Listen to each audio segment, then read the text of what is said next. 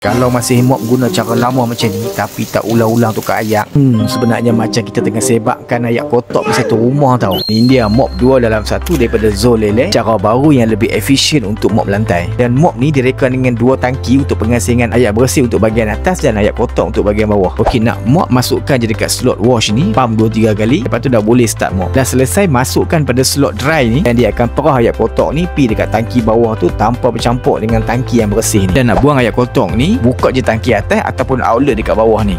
Tangan pun tak kotak. Bijak betul. Okey, dia punya batang mop didatangkan jenis bersambung-sambung macam ni. Kita boleh adjust lah ikut kepanjangan yang kita nak. Dan yang paling panjang ni lebih kurang dalam 136 cm lah. Dan di dalam kotak ni didatangkan dengan 2 kain mop ni yang kita boleh lekat je dekat mop ni dan senang lah kita nak ganti dan cuci. Kepala mop ni boleh adjust 360 darjah. Mana-mana celah bahagian rumah pun tak ada hal. Lepas ni tak payah nak ulang-ulang salin ayak. Jimat tenaga, jimat ayak. Okey, dan sekarang ni pun seller tengah buat promo tau. So ibu-ibu jangan tunggu sampai stok habis baru nak cari. Klik link dekat situ kan.